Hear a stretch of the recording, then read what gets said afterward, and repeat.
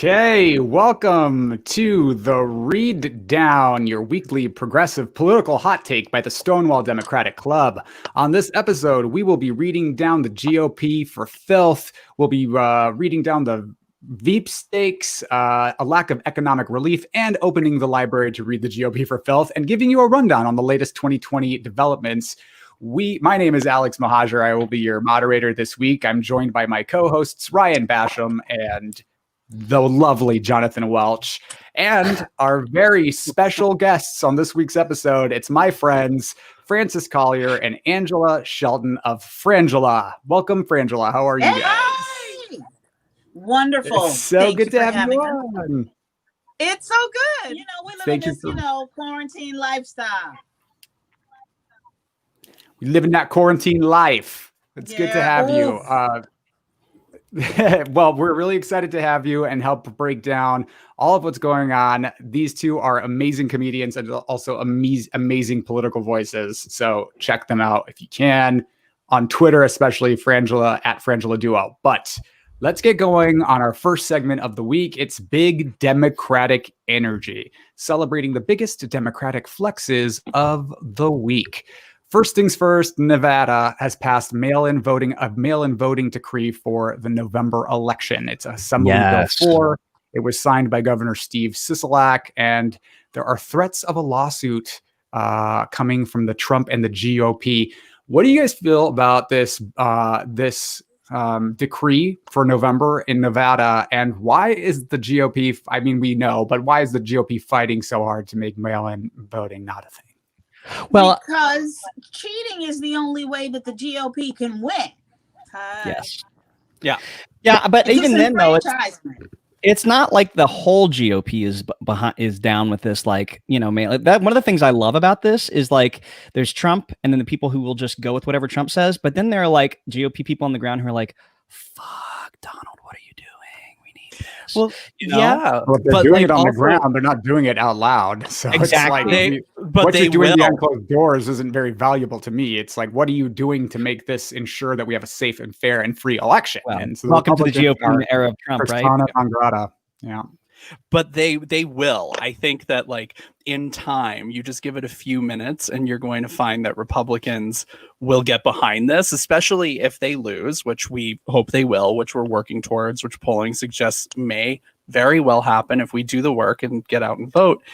That's when they will claim that it was a fraudulent system, that it wasn't, that they'll get behind Donald Trump. Like they will follow him off the cliff.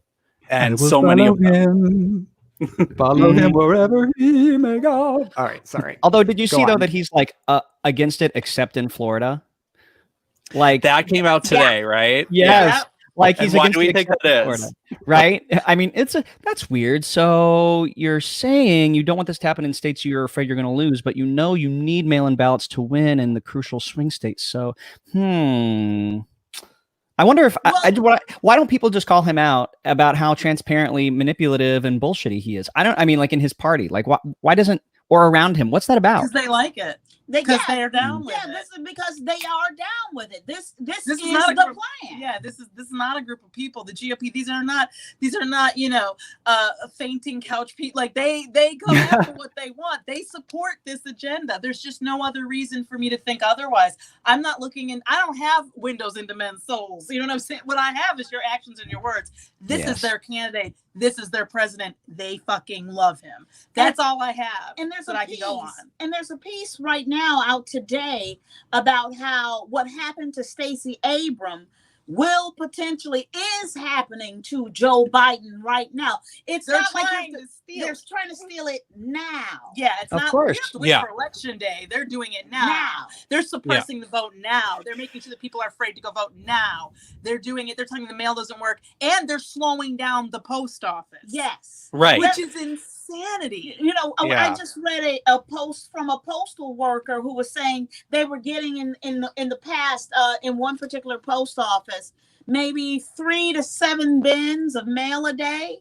They've slowed it down to the point now they're doing a half a bin of mail a day. So you're just, and that's mostly fluff. You're not getting your mail on purpose because Donald Trump is affecting your mail.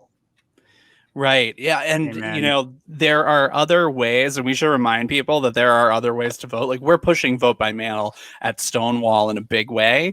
Like, once you get the ballot, make sure that you fill it out like that day and then send it right away. Yes. But also keep in mind that there's early voting in most states, most counties. Yeah. So like, look that up. If you can vote in person early and like save the trouble on election day, like get out there as soon as you can. Stand. Absolutely. And I know like in states like Georgia, Stacey Abrams, obviously like best example of how this shit happens. You know, that like they are standing in line. People are standing in line for 7-8 hours. I had my friend Megan couldn't believe it. She was like tweeting at Fair Fight and somebody engaged with her, and now she's actually volunteering for them, which is awesome because like they were right on it. But yeah, I mean, if you can vote early, do it. Get out there and do it in a safe way because like yes, ma'am. Every vote needs to be counted and we need to get as many as we can. Yeah. And in many states, you can track your ballot to see if it's been counted, to see where it is in the process and if it's been. So if that's available in your state, do it. Yeah, do whatever you can just to make sure that you're counted and just like, it just because what would be wonderful is if we had a decisive victory on election night. Like, knock on wood, I'm gonna light candles and like rub crystals and everything because I have that. We don't have that decisive vote. I love optimism. Thank you. I don't know if we're going to get it. I want to be in your universe. I don't know if we're going to get an election night. I think we might have to wait a little while. But all I know is get your ballots in early, get them in well before. If you're voting by mail, election day is October 20th. And that's all you need to know. Okay. But look, we've got a primary that's just happened. Speaking of election 2020, we've got a primary that's happened in a few select states this last week. Firstly, in Kansas. Kansas is shaping up to be a very interesting Senate race. Can Chris Kobach hand Democrats a Senate pickup in an unlikely state like Kansas? Because there's a lot of hubbub about whether he's electable. And maybe I'm kind of interested because I know Jonathan's well acquainted. Like, why are people thinking that Chris Kobach winning the Republican nomination for the Senate in Kansas equal a potential Democratic pickup? So Kansas is an interesting state, of course, because we know it as a red state for the most part. But we had a couple of victories in 2018, like their governor, Laura Kelly, Democrat Laura Kelly, and Sharice Davids, who's in the House. Like, we flipped a seat there. So it's not like you can't win in Kansas, but Chris Kobach is special because he ran against Laura Kelly for governor. And because he's such a disaster, not to like use a Donald Trump word, but he is kind of, he's a mess. Kobach is not popular, but for some reason he ekes out like a win when it comes to the primary. And then he ends up being so unpopular in the general. So like if he ends up being the primary candidate or the candidate who runs against the Democrat, then we have a big pickup opportunity. And Barbara Bollier, who is the state senator who's running to be the U.S. senator as a former Republican, so she comes from a very moderate place. And I feel like a Republican who flipped over to Democrat after Trump is the perfect spokesperson for a red state. That she can possibly bring people over. So I have hope. I'm looking right now and it looks as though with 2% reporting, Kobach's not in the lead. But that's just that 2%. That's 2%. 2%. But on that note, we do have a comment from Lester Aponte who says that polls don't vote. We all need to get off our asses and vote. Yes, ma'am. None of this. He's ahead of the polls. None of it. It doesn't matter. Tammy Culberson says he got to go. I'm assuming she's talking about Trump, but maybe Chris Kobach. But either way, both of them are total. Yeah, they both can go. They can have several seats. They can go. Time to go. They can go live on that island with like Elvis and Amelia Earhart and never come back. That's right. Islands in the week that all this news is coming out about Jeffrey Epstein. It's like, stay away from hurricane too. Hurricane Epstein. Yeah, Epstein. Hurricane. That's what it is. It's Hurricane Epstein. Ghislaine Maxwell, or her name is however you say her name. Ghislaine, for Christ's sake.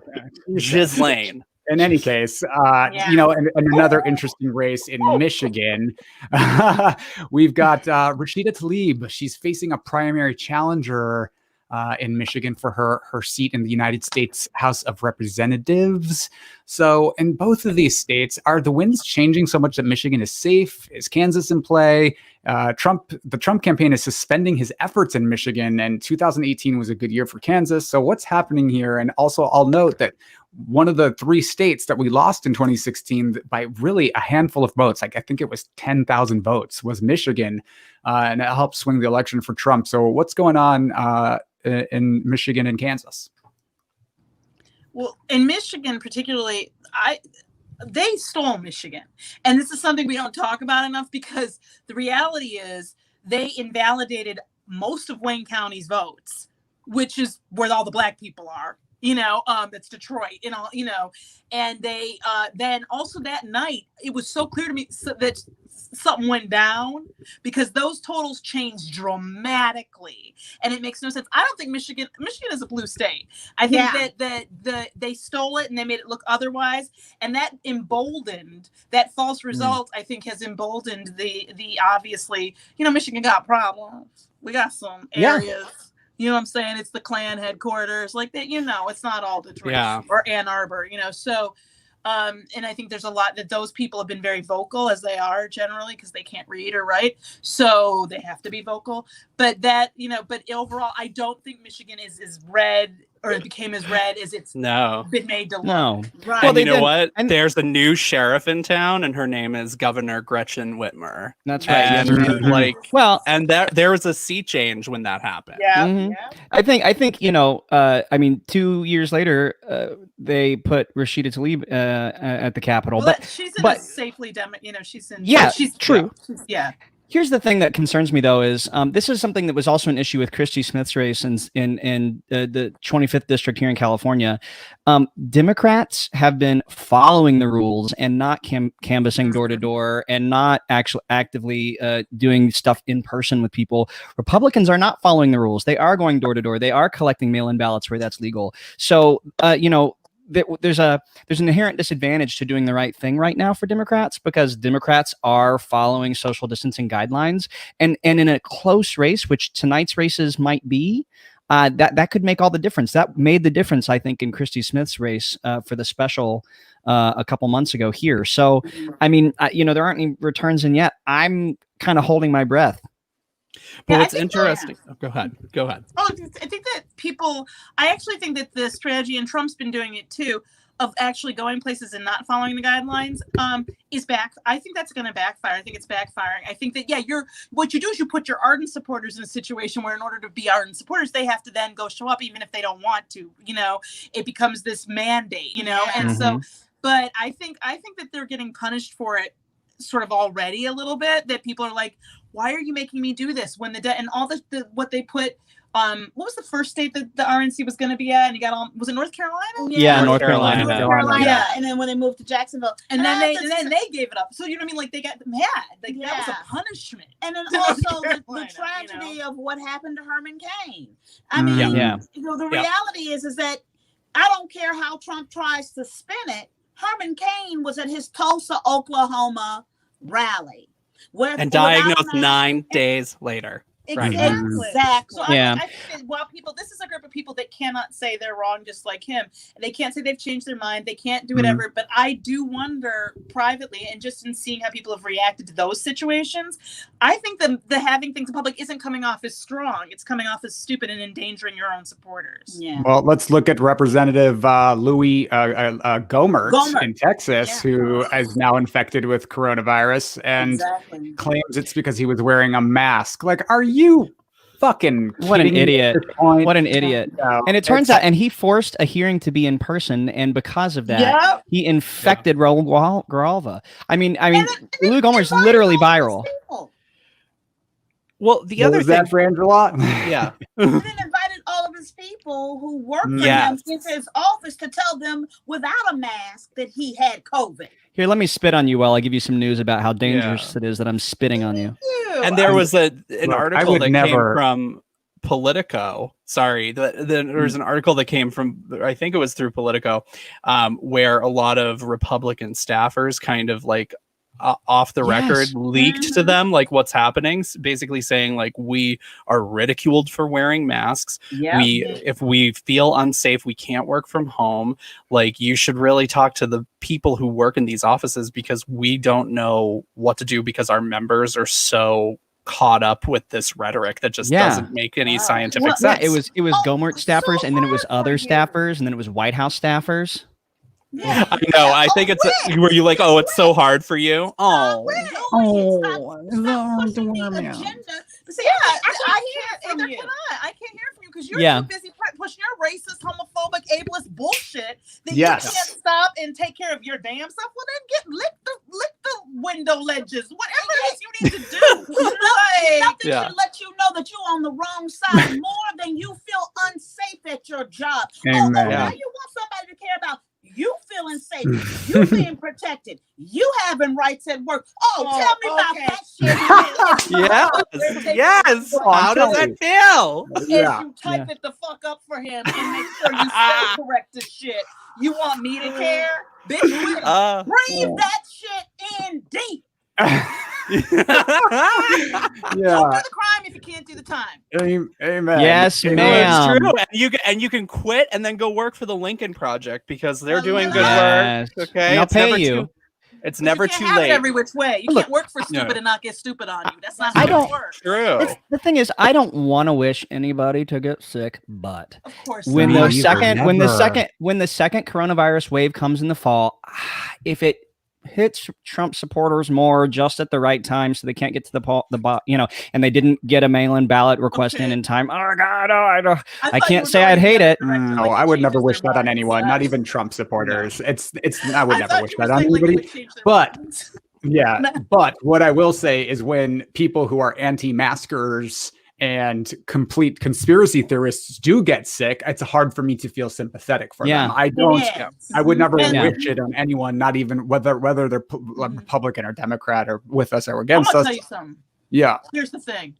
I want to say this, and I mean this. Relieve yourself of any and all pain, shame, or guilt if you've had the thought. Relieve yourself of it, because let's be clear about a number of things. If our thoughts had powers, we wouldn't have to have this motherfucking conversation. If our thoughts had powers, I know deeper than my soul that everybody in this conversation, there would be a whole different government situation going on. Yes. We would be at a party right now. All of us together having not gotten COVID because we had a government that took care of shit like that.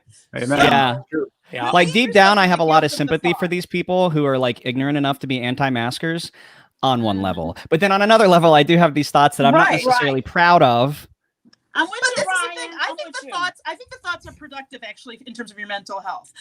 What I do is I lean into the thought. So I have the thought and I go further with it, and I go and then I start to, you just get it out of you. To me it's like vomiting up the bile of these horrible thoughts so that I don't carry them and they don't. I feel like this is a little psychobabbly way, but I can't wait. When you do that to yourself, when you can't stop thoughts and feelings, they happen. Yeah, and when you punish yourself for them, you actually create a deeper groove for that neural pathway. 100%. So you give it more value instead of just going, you know what? I hope they get sick. I hope they have to deal with their shit. I hope that they look up and they're like, and then you get it all out and it's out of you. And then the next time you think about it, what I find is I find my empathy again. 100%. Like I've gotten it out. So that is my self-help moment. It's true though. It's totally true. By the time you have the thought, it's too late. It's already yours. Everybody has these thoughts, but the thing is, you would never enact them. Like some being, that's the difference between us and them. Well, I'll tell you what. And I texted. They are enacting. Jared had a plan to do with the pandemic, and they decided not to do it because it was happening to blue states. And now Dr. Burks has come out and said, Scarves has come out and talking about, you know what? It's not just urban areas, everybody. It's rural areas too. I know everything is a scarf, a goddamn scarf around the neck. Just starve. Just starve. I think when she leaves the I'll government, she tell should you have a what. scarf line. I'll tell you what. I Feel me went sing. and I texted these boys about this a couple days ago. There was a Trump pop-up. Have you guys heard about this? These Trump No. pop-up. They show up at like supermarkets in the parking lots and they do like a pop-up stand with like Trump 2020 gear and posters and stuff. No. So I scurried my ass on over to Whole Foods the other day. And Why there at was a Whole Trump- Foods?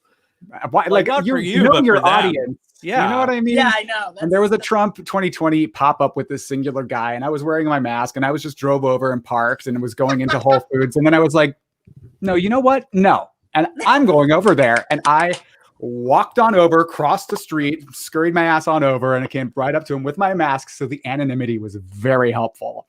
Yeah. And he was just like, what? Hey, man, how's it going? I was like, hey, how's it feel to openly support a Nazi fascist for president? Get the fuck out of our city. No one wants you here. We value families here, not racists and fascists and Nazis. And he's like, my family's a third generation Americans. And I'm like, I don't know what. So what? my Well, family goes your further ancestors back, would be bitch. rolling in their graves because. Sure. Anyway. And by the way, you're second. So you know what? Yeah. Like, fuck off. Like, Yeah. I'm gonna one up you, I pal. think he was Okay. implying that I'm brown and not from here, which was like maybe the implication he was trying to get to. But either way, Okay. I was like, So he Ah, was no, no, saying no, he no. had, like you had, like what you thought mattered less because you're more brown than he I is. wasn't sure what he was getting at. But what I will say is that Oh. some lady, this is also in Irvine, California, which is now blue-ish. They've elected all Yeah. Democrats here, but it's historically conservative, but like in a family values kind of way, not in a like the That's Trumpian impressive. kind of way. Well, family And- values though means no gays. Yes. It means Yeah. it means Women white people can't only make marry other white people, except That's like right. some brown what people you're saying, but- sometimes. It's a wholesome place, and I don't think they really love Trump. And I know, like, I grew Yeah. up with some people here who, Whiteness is you know, are Trump abandons. But I'll say, after I had this exchange with this guy, a lady drives by and she rolls down her window and she goes, "Fuck Trump!" And I was just like, That's support. Irvine. That's the Yes. Irvine you want to live in. Yeah, it is. Yes, There Katie it is. Porter. Katie Porter for Congress. Yeah. That's But right. Yeah. Let's move on a little bit from this subject to a little bit of Trump. And it's speaking of holding people accountable. So finally, we have a journalist who held Trump accountable in an interview on television. It was this Axios reporter. And I don't remember who his name was, Jonathan. But Jonathan Swan, Jonathan who is Swan. not Jonathan who is Swan. not an American, by the way. Yeah, he's A full- Australian. an imported journalist is what it took. And Mhm. Yeah. Trump was really babbling and sort of incoherent and really cornered. And I thought it was pretty interesting. Did you guys watch it? What did you guys think? All of it twice. Oh. My favorite part was when he was like trying to show Jonathan these charts, and he unfolded these papers and he was looking at them, and it was clear that he had never looked at them before. Wow. So It he was didn't just like- actually just know like- what he was looking at. Well, guys, we have a clip and we're going to share that actually right now. So buckle up. Yay. Take a look at some of these charts. I'd love to. We're going to look. Let's look. And if you look at death, Yeah. per, It's started to go up here's again. one. Well, right here, the United States is lowest in numerous categories. We're lower than the world. Lower than We're the lower world? than What is that? Europe. In Take a what? look. In what? Take a look. Right here. Here's case death. Oh, you're doing death as a proportion of cases. I'm talking about death as a proportion of population. That's where the US is really bad. Well, Much worse than South Korea, Germany, etc. You can't do that. You have Why to go, can't I do that? You have to go by where. Look, here is the United States. Okay. Now look, we're last, meaning we're first. Last, I don't know We what have we're the first best. in. As a Well, what? take a look. Okay, Again, it's I just- cases, Okay. and we have cases because mean- of the testing. I have never felt more insane in my life than I did when I watched this interview, and I can't stand any of it. He's such a fucking idiot. And what I love about Jonathan Swan is how he just doesn't take it. He doesn't Yes. give it. He doesn't give it any attention Incredulous. anytime. I mean, I am insane over this interview. It is. listen, our new friends at the Lincoln Project just need to take what we just watched and just run that. as an ad. That's all they need to do. Everybody needs to. Lester's mad. Lester's included a mad face.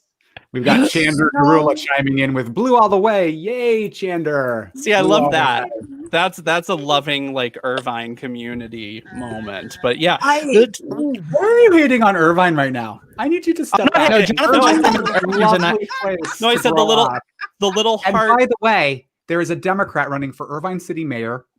Her name is Farah Khan, and she's running to unseat the very conservative shitbag Christina Shea, who's an anti-BLM, anti-gay shitbag Republican. So, and who's doing a total rat fucking campaign for Irvine City Mayor. By the way, she's engaged in some really shady business. So Farah Khan, Irvine City Mayor. And listen, I love Irvine. I think it's a beautiful little city. I was saying that little heart face was like, a beautiful community moment. It was the softer side of Sears when it comes to Irvine, and we get it. You're trying to, it's like they had that outdoor mall with the Ferris wheel. There are positives. Up there. I'm just saying there are also negatives. It is. A lovely Ferris wheel. Just let it lead. Anyway, Trump's interview was insane. It was, yeah.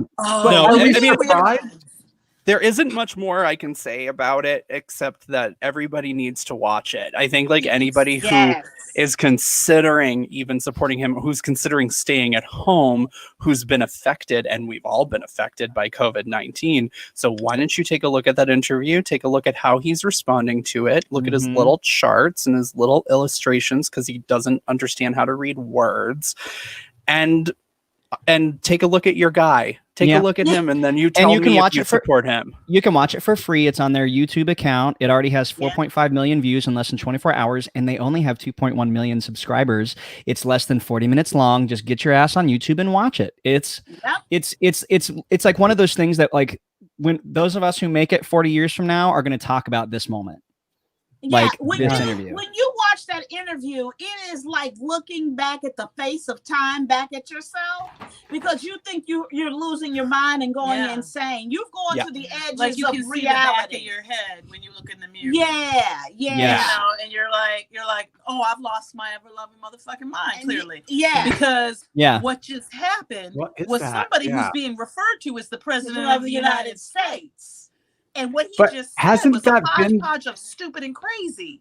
But hasn't that been the whole last 4 years? I feel like everything. I think you don't realize that what's amazing about the interview is when you see it's not just he's evil, he's stupid, he's all these things. But when you see that he fundamentally doesn't understand basic concepts. We're not talking, it's not even an agenda or strategy. He really does not understand statistics. Well, the testing for something doesn't give you the thing.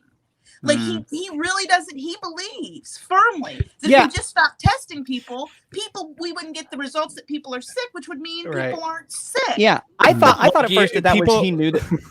I thought he knew that was a line that they were just trying to spin it. I did too, but he doesn't. It's clear he just they said keep saying this, and he thinks it's a fundamental truth without any context. Exactly. Listen, women are still going to be pregnant, whether they have a test to tell them or not. It'll still happen. No, I don't. I was a little bit more comfortable than I realized. I was like, oh, you had a little comfort you didn't think you had, Angela, in believing that it was a strategy and totally a strategy. But and I know he's stupid and he kind of said stupid, whatever. But then to realize, oh, he's that stupid. No, he means It's like, when the United States, he's looking at that graph and our numbers. He says up good. So we must be doing good. Up good. Look at that. The line is about death and infections. Up good. Me, Tarzan. You, Jane. And then he realizes, and he's like last, which means we're first. Which is good. A positive test result he thinks is a good thing, not understanding that positive means you have. I like positives. Lots of things. Well, guys, I got an A+ in coronavirus. That's not how that reads. Not good. No, I know that he's not good. When it was the mental acuity test, not even acuity. I'm sorry. When it was the dementia test, that I thought was it can't get worse than this. No. Yeah. I think between that and Mary Trump telling us that he paid somebody to take his SATs, like he's just he's not great with tests. No. This is like any a real, kind. This is a long episode of Black Mirror that's like a slow burn. But we're starting to hit some of those penultimate moments where it becomes really clear how it isn't normal. And then, you know, it's like we're Right, almost, you're the so bubble's right. about to pop. Yes. Can we just move on? I have a panic attack. I'm having one right now. I'm glad that you said that, Jonathan, because right now it is time to move on to the weekly read down. Yes. Now, this is our chance to have an in-depth discussion on the top stories and get a little crunchy. This is when it gets juicy. We're as if it hasn't been already, but we're going to go there and really let you know what we're thinking. First things first. It's first things first. It is Veep stakes time for real. Now, Joe Biden Yes. not really chosen yet. Hasn't announced, but we know that it's coming any day now. What do we know? Who's it going to be? Who are you hoping it's going to be?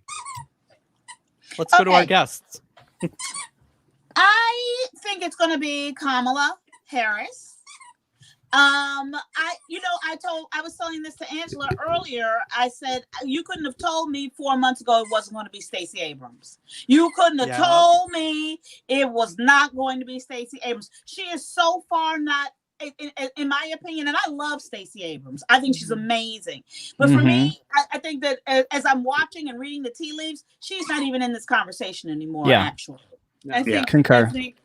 I think Val Demings has a really good shot. Yes. And Karen Bass is a dark horse. I don't know if that one, but I actually think Karen Bass is a red herring, but that's my own personal opinion. I think it would be Kamala, and if it's not Kamala, Susan Rice. Yeah. Because there's that working relationship that they have together that they've had day to day.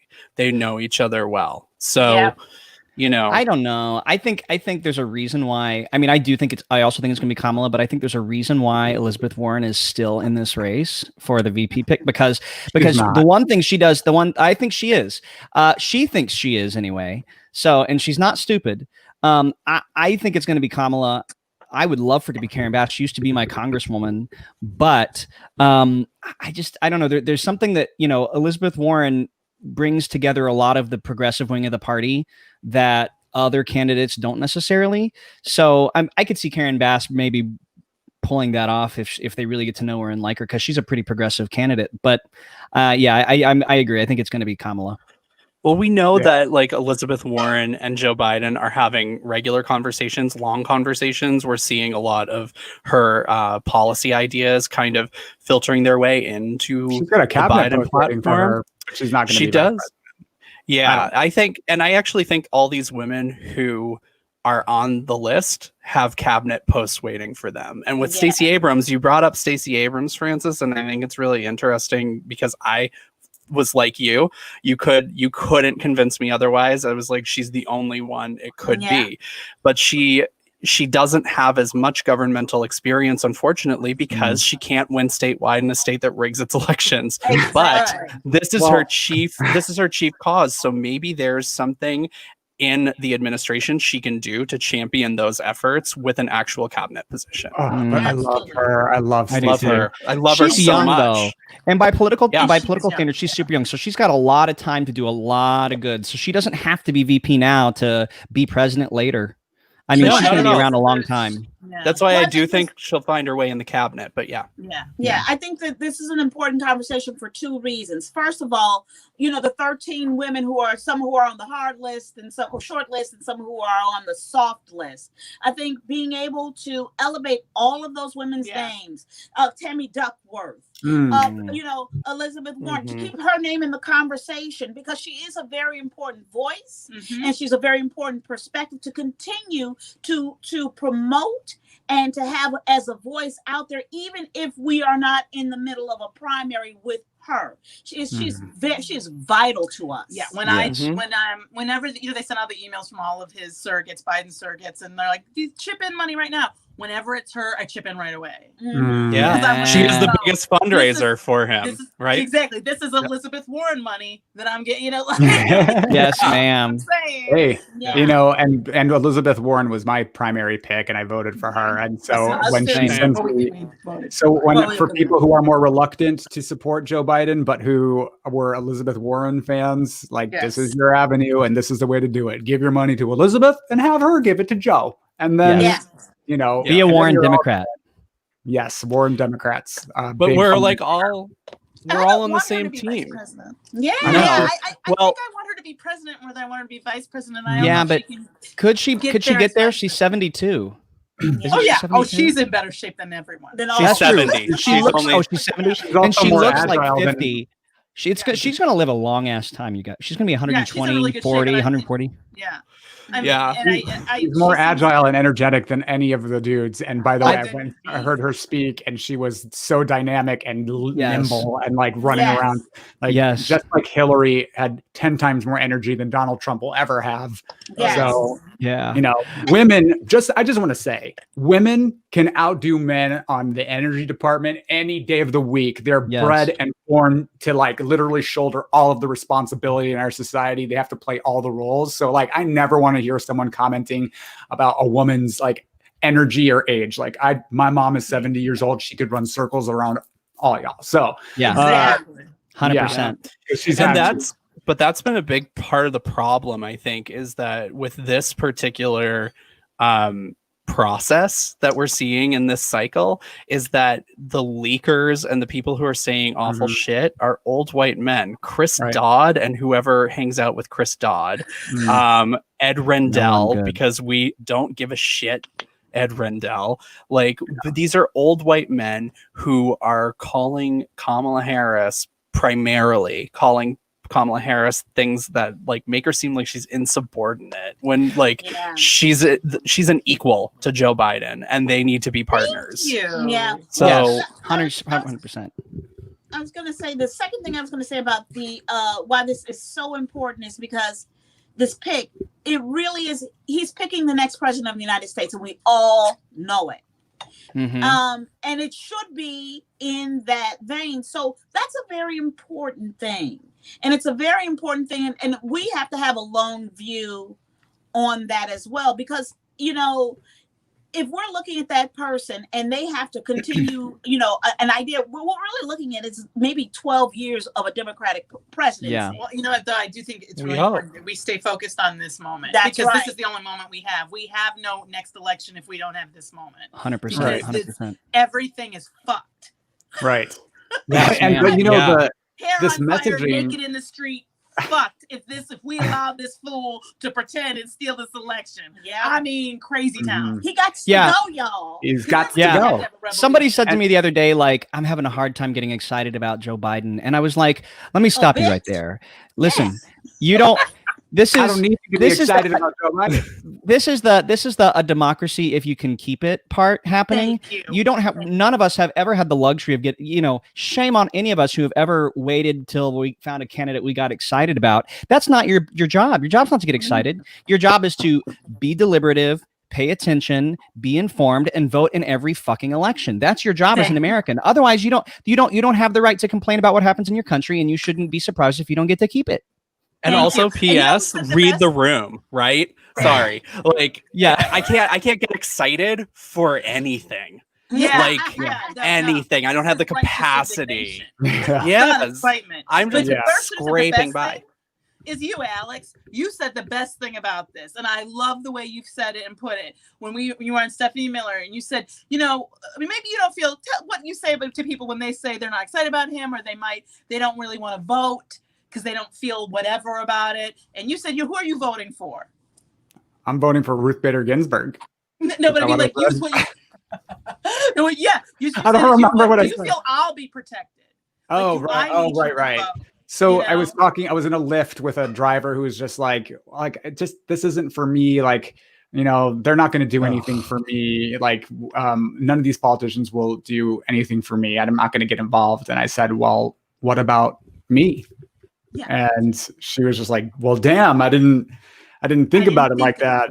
Yeah. And That's so what you're voting for. Get excited excited for the children who are in the concentration camps on our border. Get excited for them. Get excited for all of the Black people in the street and all these people out here trying to fight for some kind of social justice for all of us. Get excited for people. Yeah, and maybe you're not excited for you. Maybe there's nothing in this that appeals to you, but maybe, just maybe, it's not all about you. Yeah, maybe get excited. Care about each other. Yes, get excited for like trans folks who have no economic options other than sex work. Get excited for poor old people who have no safety net and are on the streets. Who they've just told to die if they care about their country. Yes. Well, and speaking of which, speaking of that is, speaking of dying in the streets of America, COVID-19, the relief has expired for millions of Americans this week, with no indications that Congress is compromising anytime soon. So let's discuss the Democrats versus the Republicans and the differences in their policy proposals, and why the Republicans seem to be so opposed to helping Americans literally survive through this pandemic. There are 50 plus million people who are now unemployed, 160,000 people dead. The economy has contracted by 33%, the GDP, which is I think the largest drop in history. And like the Great Depression saw like a 19% retraction of GDP. This is 33%. It's the biggest in American history. So why is the Republican Party well, let's talk about the differences between the two parties' proposals, and then why are the Republicans being so obstinate? Well, I will put it out on Front Street. The GOP and Fox News are in cahoots to kill you, as far as I'm concerned. Okay, that's my opinion. Yeah, it's a hit. It's a hit. Yeah. And it's a hit on Americans, and it's a hit on intelligence. It's a hit on education. It's a hit on working class people. It's a hit on brown people, and Black no other people. way to see it, because otherwise, in their proposal, they have how many billions for a new FBI building? Yeah. Yeah. Just so Donald Trump won't have competition with this hotel. Yes, exactly. So I'm like, you don't tell me that they actually have a difference of opinion about how much money. They just want us to die. Yeah. Like they don't care. Like this is just, we don't want to give you any. We don't want people to be alive. I don't. You know, like that. And then the GOP also wants to indemnify all employers to keep when they bring you back to work and when they force you back to work. And you die, they force you back to work. That's right, because you can't get your unemployment. And then you go back, somebody you die or somebody in your family dies, then they don't want you to be able to come after their ass. And worse than that, inside this bill, they hit other tort reform. So inside their proposal for this is they hit tort reform so that you can't sue a doctor for anything till 2024. That is something that K Street, those evil lobbyists for the for doctors and for all that they've been trying to get for generations, right? And that they snuck that into their proposal. And let's be clear. So, the things that they're willing to put money behind are things like mega corporations, not small businesses and not individuals, the working poor. So for those of you who vote Republican because you think Republicans love you, are looking out for you, they're the moral party, so you need to vote for them. You need to remember this. They don't want to fund you. They want to fund the mega corporations that are decreasing your wages year over year, forcing you into living poverty. Those are the people. And they think that Republicans only want to fund them because they think that's going to fix the economy. And they only want the wealthy people who run those corporations to be doing well anyway. That's all they care about. So it's not, the Republicans are not here for you. It's not even that they want you to die. It's that they don't care if you do or don't. They just trickle down. I don't know about that. I think that's a kind way to view that, Ryan. I do. All right. They've actually sent out officials to fuck with us now. I mean, that's true. Yeah, that's true. Snatching people off the streets in Portland, in a city coming near you soon. What you mean? So I think that their agenda, is a lot harsher. I think it's for the pennies that they get off these rich people's asses. Like 100%. They're bought, Yes.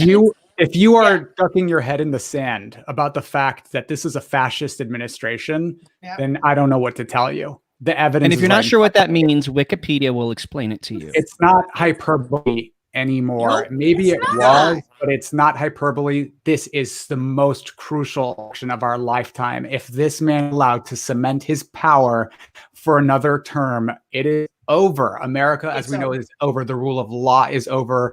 And we're barely hanging on now. It's going to take so much to undo the damage that Bill Barr and the cronies of the Republican Party and Trump's cabal of criminals and money launderers and corporations that are benefiting and profiting off of this administration being there.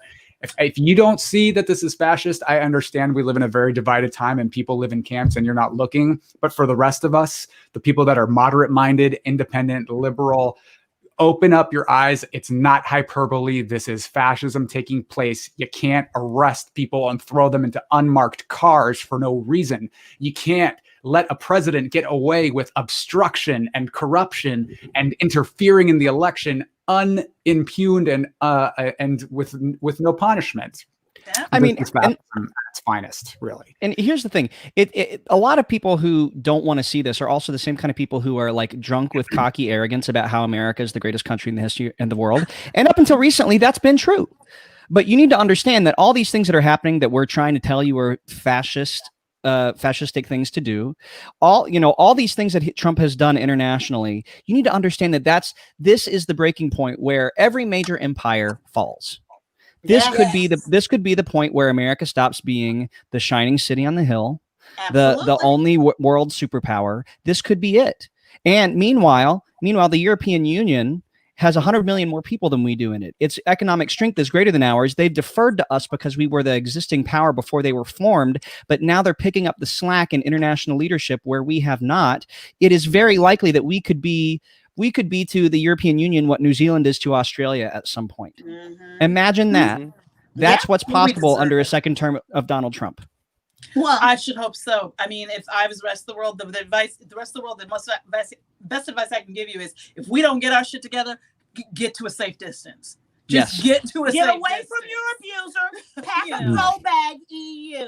We understand. We will. Hey, when we can connect back up, we will. But we have to correct our own yard. That's right. Get our ducks in a row. Don't honor a treaty. Don't honor a tariff or a trade agreement. Just America. Just put us on lock. We punishment. That's right. We on a timeout.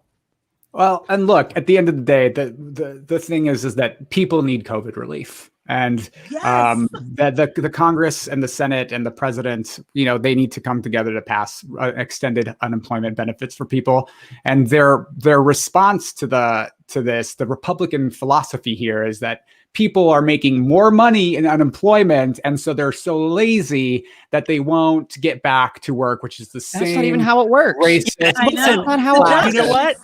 I have heard from a couple people, including someone I know who's taken a bit of a right turn, that, I know somebody who runs a store and his employees won't come back because they have it too good. And no, you fucking don't. You don't. Okay, that's not happening. And maybe you don't know how that person treats their employees, and maybe they're actually afraid to come back to work because there's a pandemic. But let's be clear. Let's be clear, though.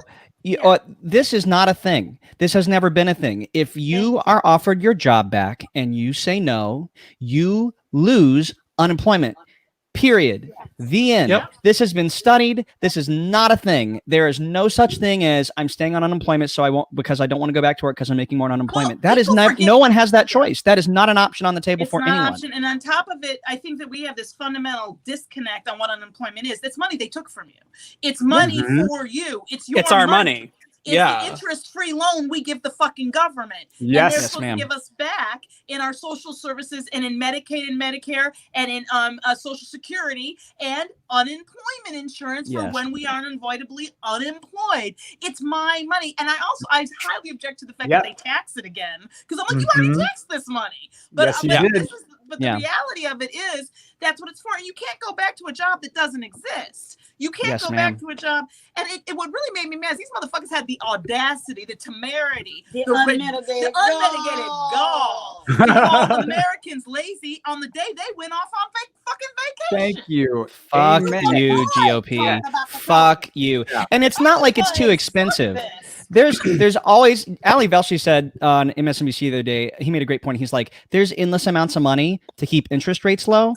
There's enough money for a $3 trillion package. There's enough. The money's there. Thank you. The money is there. Money. Think about it this way. at a lower cost. Yeah. But you don't want to give me my money for unemployment when I'm unemployed. Eat several bags of Rusty Dicks and have a seat. Think about it. Yes, I'm all writing the that down. seats. Several bags, girl. Several. This is just the moment in which Alex makes a face at something Ryan said.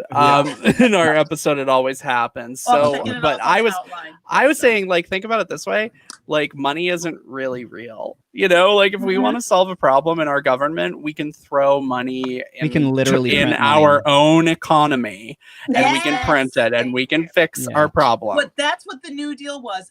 A sane government. Yeah. Right now, we'd all be working at some WPA theater. You know what I mean? Or WPA Yes, channel. that's right. The modern day equivalent.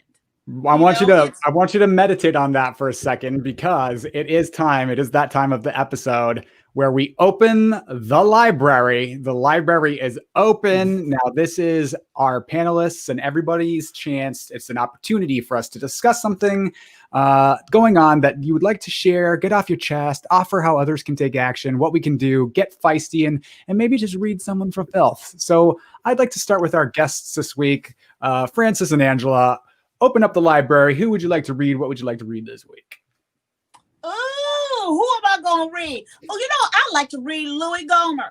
Yes. What bitch brings somebody up in their motherfucking office to keep goddamn COVID, and you gonna COVID all over a bitch?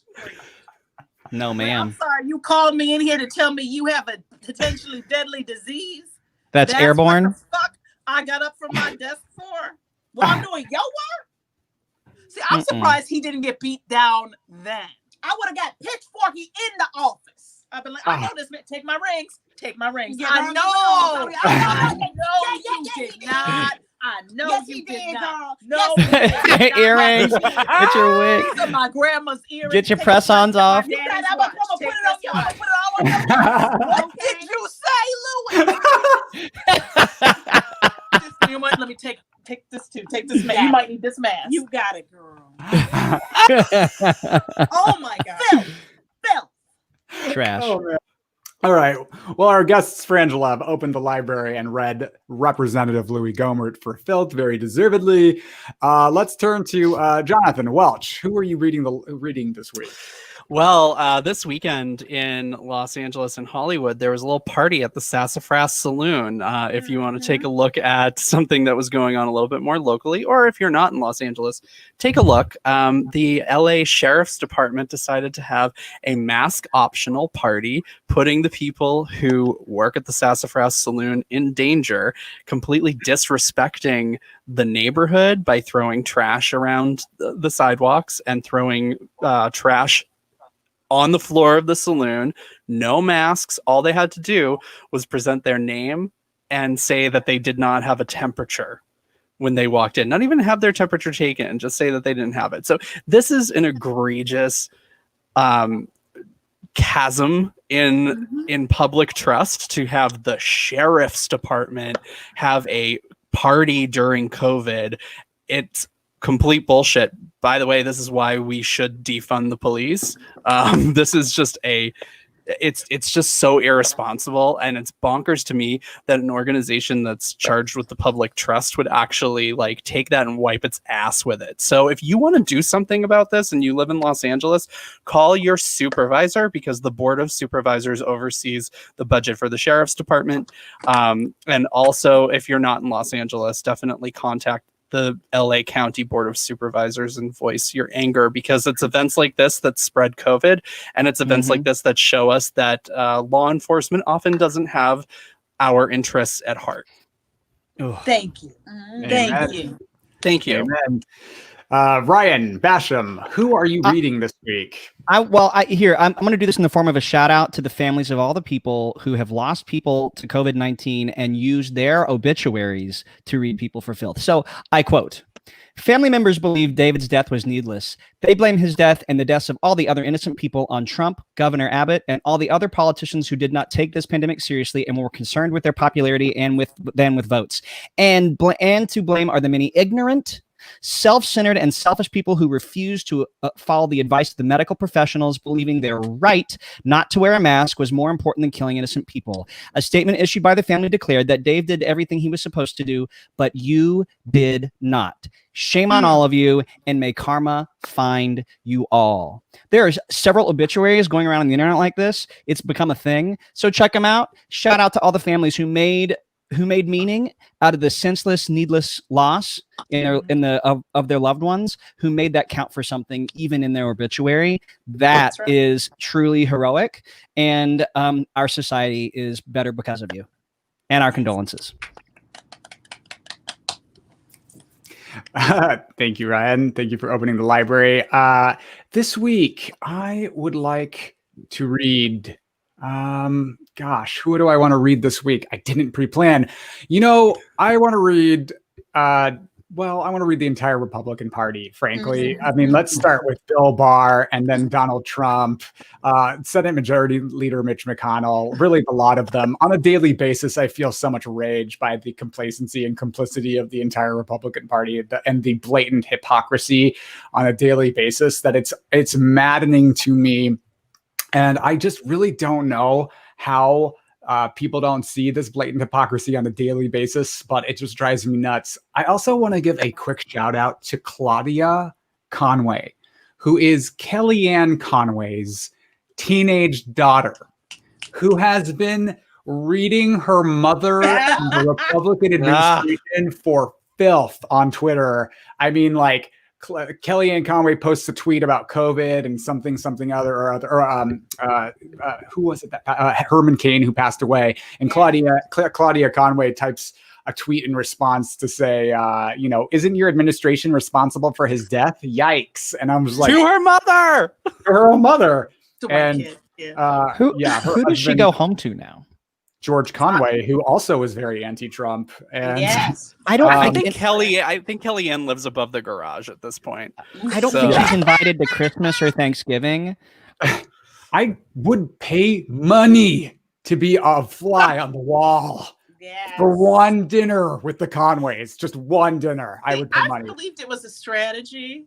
I believed it was so that our family will survive whatever happens. That's right. Mm-hmm. Yes. Because it's just so hard for me to believe, and this is the thing, and I say this song, this is a button for me, and Francis will tell you, I cannot socialize with or date somebody who feels that way. Like, I just can't do it.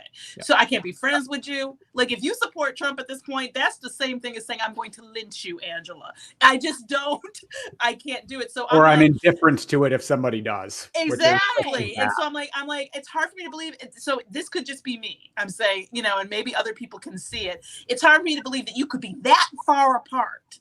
No. Ban Republican marriage. I've been saying it for years. But why doesn't he leave? We allow leaving. Marriage. Yes. We encourage leaving. I'll tell you what, though, at some point after marriage, everyone. Ban Republican marriage.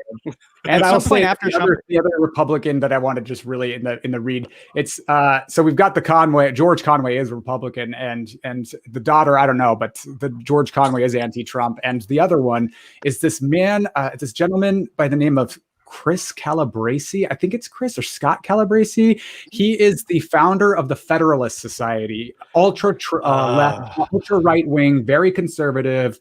He voted for Trump in 2016. He also spoke out against the Mueller investigation, wrote a law review article calling it unconstitutional. He spoke out against the impeachment of Donald Trump last year. This gentleman saw the tweet that Trump posted in which he was calling for a potential delay election, and within 12 hours had an op-ed up for the New York Times calling for Trump's immediate impeachment and removal. And in that ed, he says that although he's been a hard conservative and it was a Trump supporter, that Trump's tweet was fascistic, and that until then he had thought the calls of fascism by Democrats to be hyperbole, but has now come to understand that he's dealing with a fascist and called for his immediate impeachment and removal. And it's only because of the cowardice of the Senate GOP that we didn't impeach and remove him the first time. So right. The library has been opened and read for filth on the Republican Party. And that has been this week's library. And with that, Thank you so much, Frangela, Francis, and Angela of Frangela fame. Can you tell everyone where they can find you and support you? You can find us and follow us on Twitter and Facebook at Frangela Duo. That's right. And check out sexyliberal.com to see our virtual tour. Ooh, Amen. what is that? What's that .com? Sexyliberal.com. Sexyliberal.com. Yes. I want a t-shirt. Let's make it more than once a year where we see each other in these virtual spaces. My name is Alex Mohajer. I've been your moderator today. I've been joined by my co-hosts Jonathan Welch and Ryan Basham. This has been the Read Down Live, a production of the Stonewall Democratic Club. If you like what you've heard today, please visit us at www.stonewalldems.org/join. For only $25 a year, you too can become a member of this amazing nonprofit political advocacy organization and help us take back the government this November. And if you like this episode, leave us a comment, subscribe. We're on Facebook Live. We're on YouTube. And if you didn't catch us live, you can listen to us on Apple Podcasts, Spotify, or everywhere podcasts are found. And thank you so much for taking this time to enjoy the Read Down. Bye, everybody. Bye. Bye. Bye.